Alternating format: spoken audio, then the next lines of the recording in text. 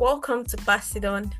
This podcast is organized by the International Humanity Foundation, IHF, where we dive into inspiring stories of individuals dedicated to passing on kindness and hope. I'm your host, Darice, and in each episode, we'll explore the journeys of volunteers from around the globe who have joined IHF. But today, we have a special guest, Cesar Perez.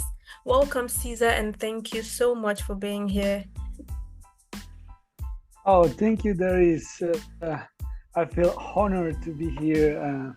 It would be a pleasure to share my experience with you and to whoever is listening to us. It would be a pleasure. I'm delighted to be here, and I really hope everyone's enjoying.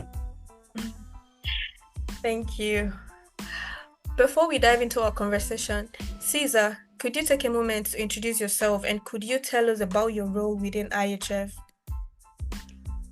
All right. I'm Cesar. I'm from Ecuador.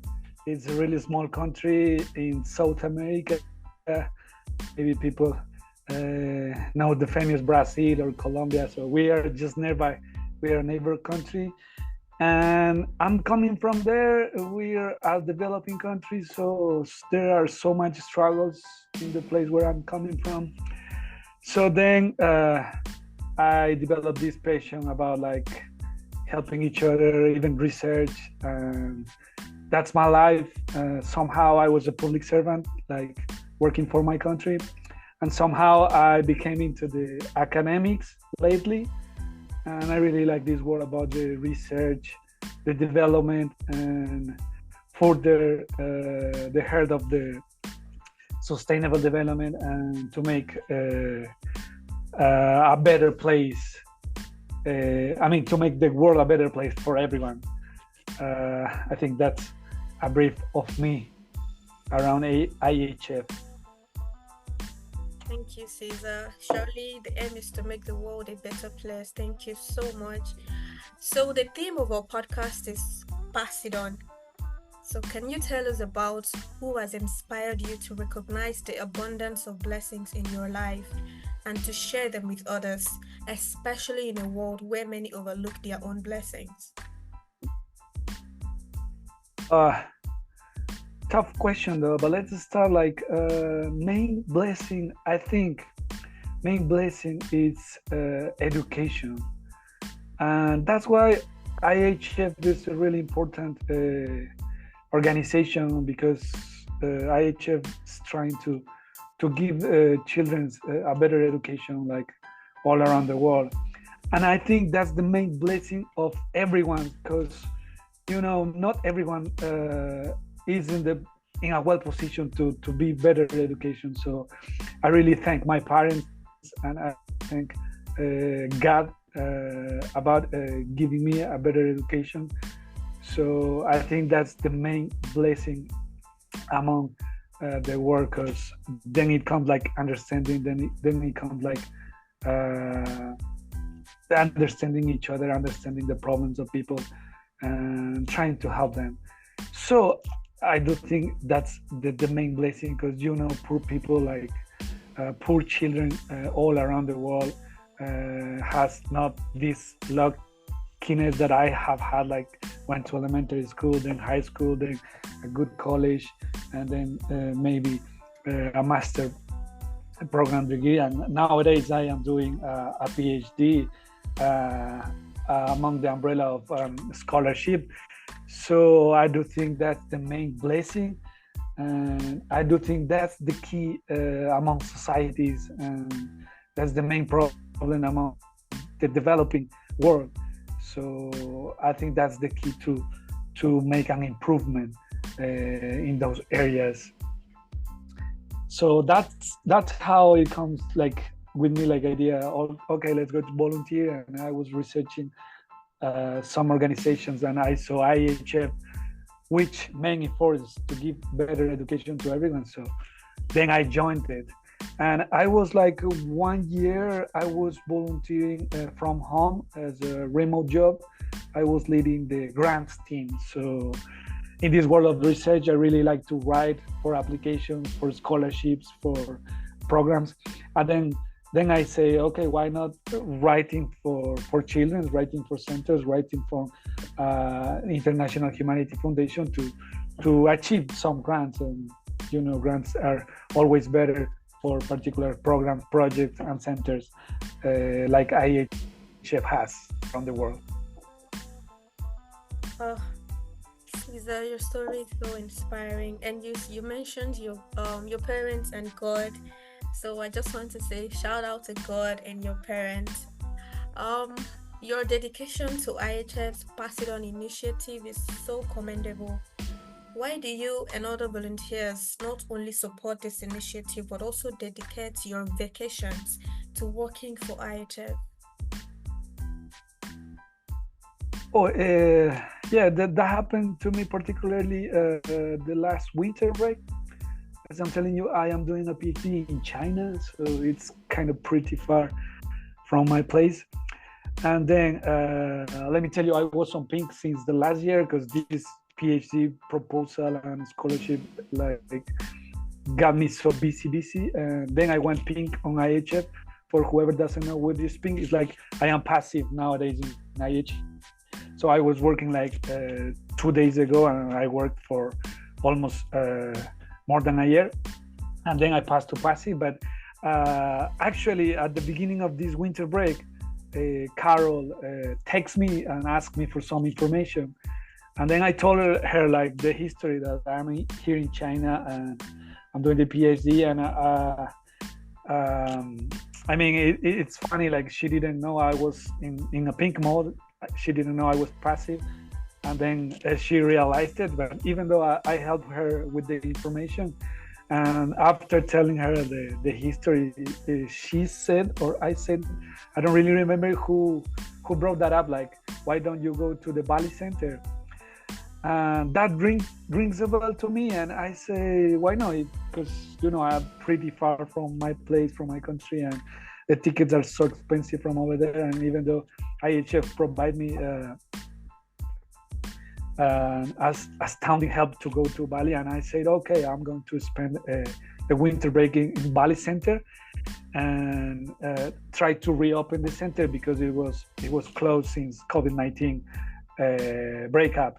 So that was the history. So I took one of my very, very best friends over here in China, who's from Colombia, and we said, okay, why not? Why don't you go to Bali and try to reopen the center, try to make things working again?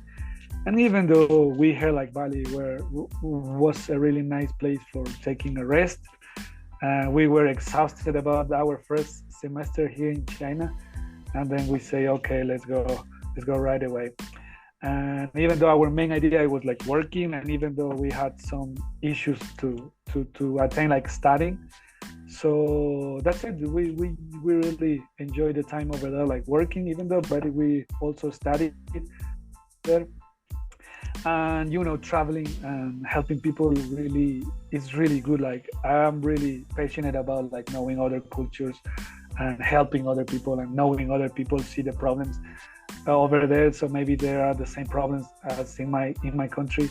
And further, I was really eager to know how it was IHF doing the work in place, in the territory, because I was always working as I told you, remote job, from my home. So that's it. It was a really outstanding opportunity to be productive in my vacations. Productive both sides, IHF won, the community won. Even though I won, I really had a great time over there.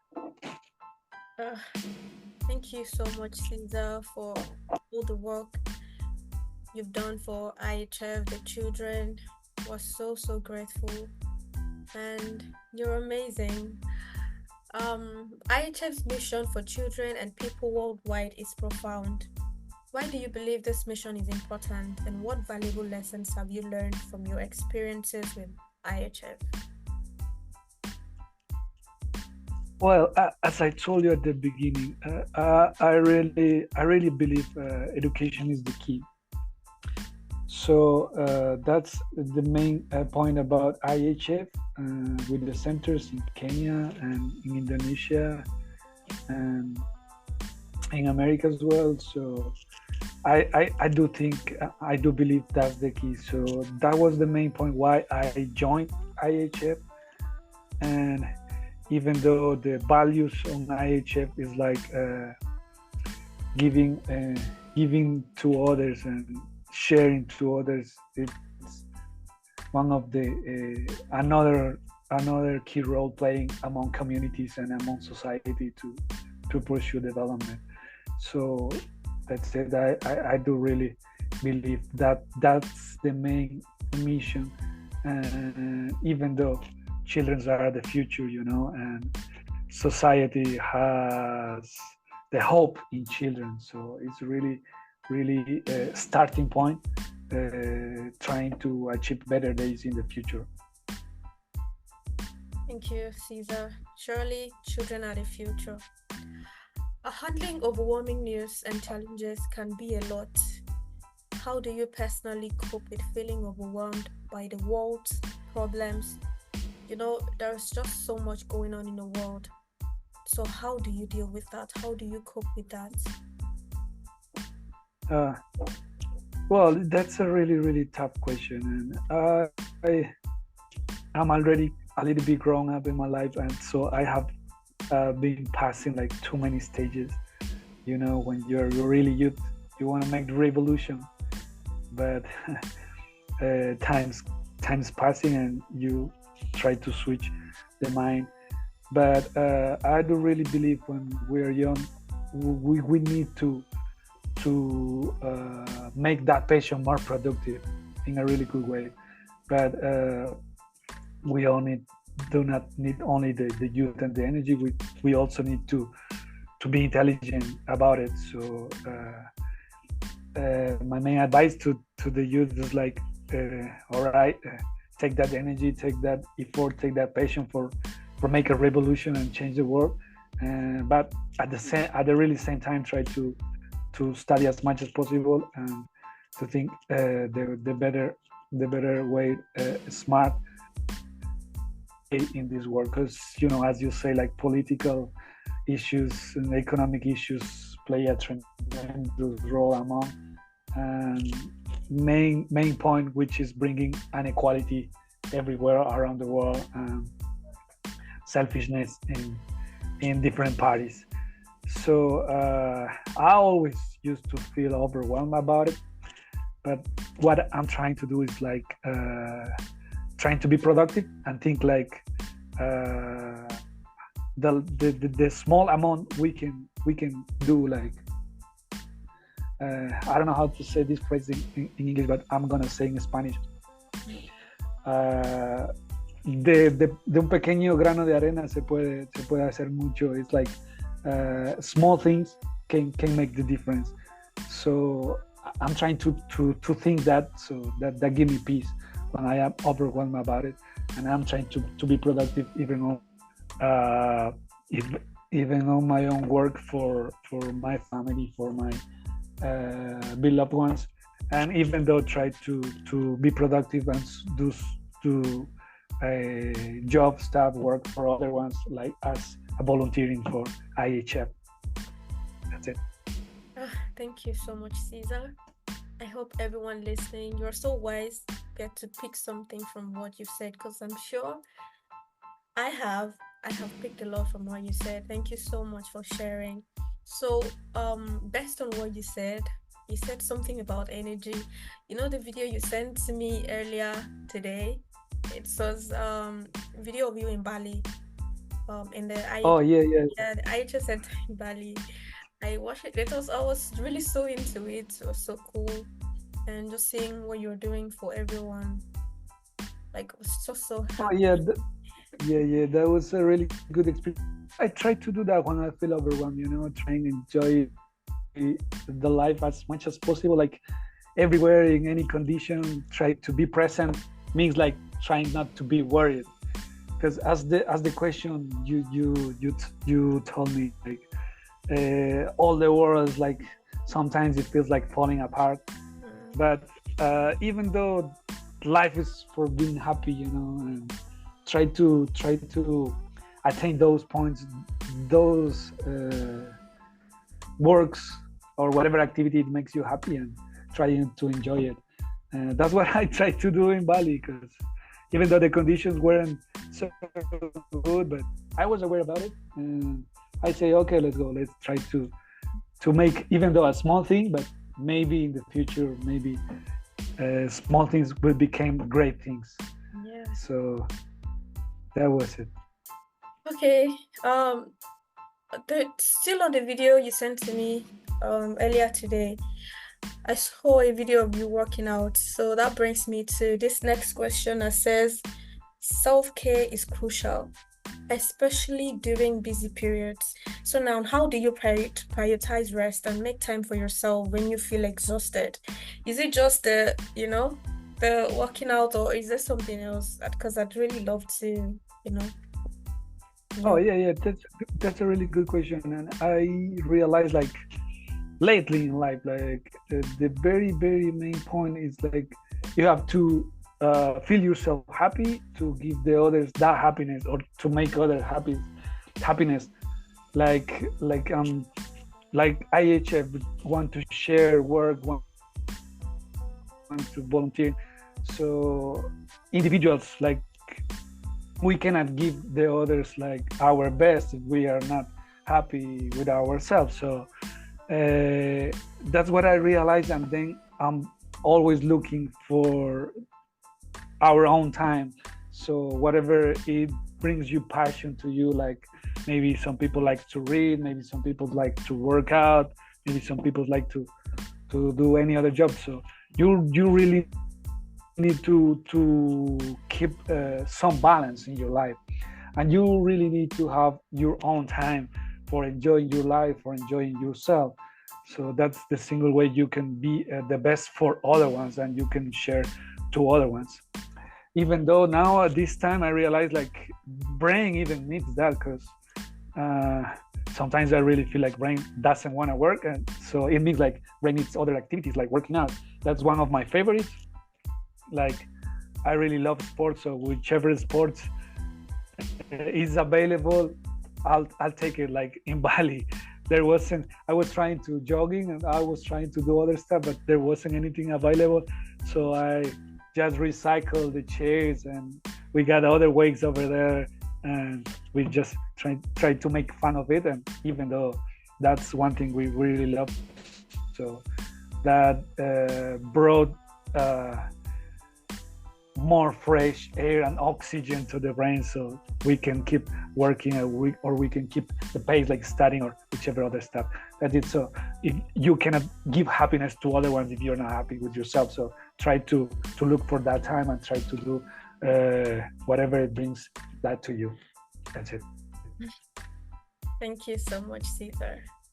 So the next question is about money. I know it's a very delicate, conversation, but would really love to know as well what you think about this. So money management and maintaining a positive appearance on a budget can be challenging. What advice do you have for managing finances while still looking presentable? Oh, that's a really good question. And you know what? I was discussing with one of my friends recently, and we were discussing how the time passed by, and how you get mature, and what are your priorities among the age. So nowadays I am already 36 years old, kind of getting mature at this time. And we were discussing like this 10 years ago, like money was our main priority. Money, being good looking, trying to achieve more money, brand new clothing, even though expensive brands, something like that, brand new shoes and stuff, blah blah blah. But nowadays I really think that's not the main goal which I want to achieve. Even though money is important, that's That's not a discussion. Money is important for having your comfort or for having your meal every day. But nowadays, in my personal point of view, it's not the main goal. Main goal nowadays, it could be like happiness. It could be like sharing to others, trying to share my best. I do think like I'm just learning it because I was so selfish in the past. I heard so many people about it, like being selfish or like thinking only for my own. But it's never late to change, so that's what I'm trying to do. And money is not one of my priorities nowadays, really. As long as my beloved ones, we have a good meal in the table, good education, of course, as I keep telling you. Yeah. But if I would be like a millionaire, I would like to be a millionaire only because to help other people, to do some good to the others, not like for me, because when you die, you don't take any money out of this world. And even though money doesn't bring happiness at all, and you could tell that, and you could see that like everywhere. It's like maybe like short time happiness for a short period, and maybe that people is empty inside. So that's not one of my main goals nowadays. But even though it is important, so we have to keep working, but try to keep a balance among that topic, because it's really tricky. It's really tricky, and we need to be like cautious, handling it and managing it. Furthermore, I just want to say, try to remember that money was an invasion. It wasn't in this world like since the inception of humanity. So it's a really good topic to think about it and to have a discussion. That's it. Thank you so much, Caesar. So I think we have 8 minutes to go. So my last question is, what are your dreams for the future? What are your dreams? What are your inspirations? Just briefly. All right. I have a couple of dreams, but let me do not miss none of them. I have a note. But my main goal is, I don't have it. It doesn't matter. Main goal of my dreams is like pursuing happiness and real happiness. And I don't really know what it is, but every day what makes you happy. So try to pursue that.